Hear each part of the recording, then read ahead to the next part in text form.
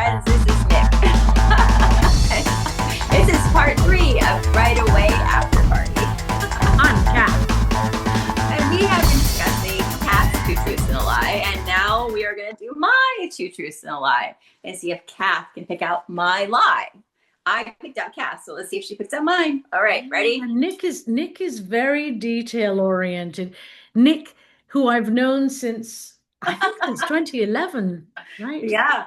Um, yeah, this could be a little bit scary because I don't know if I'm as detail oriented as she is to pick up on the nuances of stuff. I'm ready. Okay, here we go. Ready?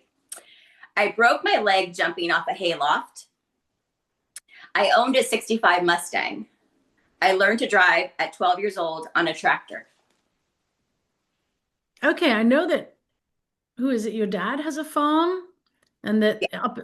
is it Syracuse? It's Pulaski, New York. It's just north of Syracuse. Just north of Syracuse, Yeah. yes. And so it's possible that you did the tractor at 13, and it's possible that you broke your leg jumping out of a hayloft. Those sound like possible things. What was the third one? I owned a 65 Mustang. You owned a 65 Mustang. Based on some of the stories I heard, I don't know. This is interesting because it could be anything. You see now, this is where the lies and the truth get interesting. I could just roll a dice for them, but I won't.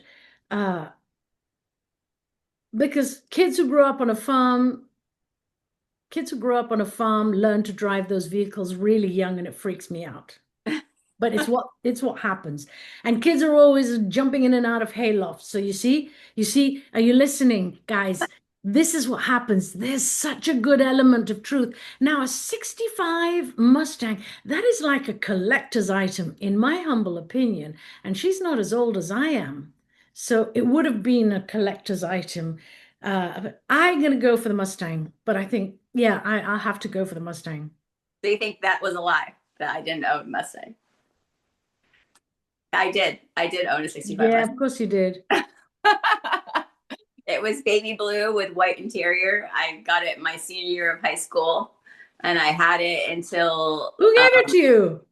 I earned a lot of the money for it, but my stepdad also matched it because I had to get straight A's for 2 years in a row to get the money to get the Mustang, and I did. So I graduated with straight A's, and I got the 65 Mustang. Wow. I did. So the lie was that I broke my leg jumping out of a hayloft. I did jump out of the hayloft, but I did not break my leg. You see, isn't that fascinating? And that is not a complex lie. That is a really believable thing with kids who grow up on farms. So if you want your character just to have a simple lie, it doesn't get much simpler than that. No. You got me there. A lot of people don't know that I had a 65 Mustang. I only owned it for 5 years because my stepdad would make me come down. I lived in Pasadena after I graduated from high school, and they still lived in Mission Viejo. And it was about an hour and a half drive. And he would make me come down every other weekend to tinker with my car and, give it a tune up of some kind. And he loved my car probably more than I did. I mean, I just didn't appreciate what I had at the time. Yeah. For me, it was like I loved my car, but it was kind of scary going to fill up gas when people would always come around and want to look in my car. And, as this young woman driving that, it was a little bit hairy sometimes. And also I didn't have anything. Yeah, because it's a collector's item, and there's like, yeah, I would beautiful. have like strange men come up to me and offer me money for my car all the time. It was a little scary sometimes. Yeah, I bet. But it was a beautiful, beautiful car. I ended up trading my stepdad for a Honda Civic. Oh, big step down in the world there. Big step down. It is, thinking about it, but at the time, it had air conditioning. It had a brand new stereo. It got really great gas mileage. There you go. Let's be practical, right? Let's be completely practical. Sometimes that's what we need is let's focus on, less less bling and more zing. Yeah, and definitely got less attention. That's for sure. I didn't go Yes, to you could gas be stations with any attention anymore. So exactly. Yeah, you could be a bit more anonymous on the run. yes, yeah. I As a mean, woman, that's im- it was scary sometimes. Like, I mean, like, especially when I get off work, I would get off work sometimes like around, midnight or 1 o'clock in the morning after, bartending or serving. And I would go get gas or just stop in to go grab a snack at the 7-Eleven, which was down the street from my house. And I would come out to my car and there would be like 3 or 4 guys, standing there. One time a guy was leaning on my car and he was oh. like, "Hey, I want to get a lift. I want to get a lift. I want to ride in this car." I'm like, "No."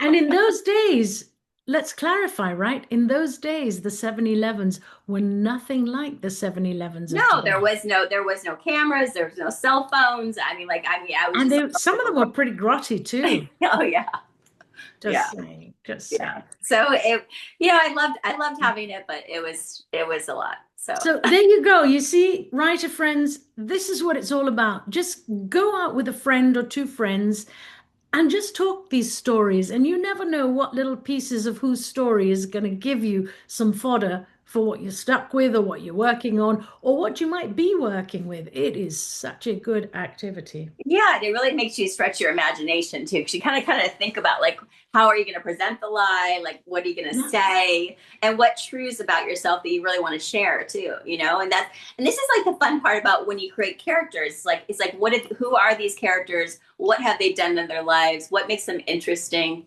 Like you don't have to create really interesting characters. So I Mm, it's very fun. I really enjoy it. Like we were discussing a while back about the project I was working on with my writer partner about the twins.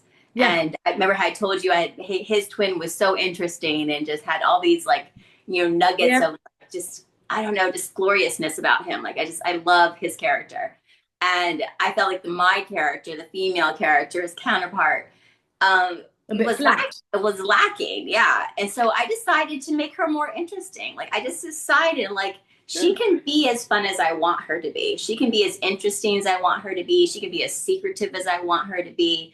And how I made her more interesting and how I made her more exciting is that she is like really like acceptant of her body. Like she really likes her body. And I really love that about her. Like she looks at herself in the mirror and she likes the way her breasts look. She likes the way her butt looks. I mean, and she's 17. But I mean, a lot of 17-year-olds look in the mirror and they hate themselves. And so I decided to make her kind of fun and make her a little bit more interesting, a little less like dull, is to really like have her have this real great sex act, sex positiveness about her body. And Mm. it's really made her a lot of fun because she doesn't care that her big boobs are out there without a bra on. She's kind of out there, so it just makes her fun and interesting. Okay. Cool. A little different. So Whatever it takes. so challenging. Yeah. But thank you so much for the exercise. And I hope that our writer friends had fun. And this has been a really great time. And so, writer friends, try it. Two truths and a lie. Get together with some friends. Maybe take one of Kat's workshops and come join us again. Love you. Maybe I'll press the button as well. Let's try again. Let's say goodbye. Bye, writer friends. Bye bye.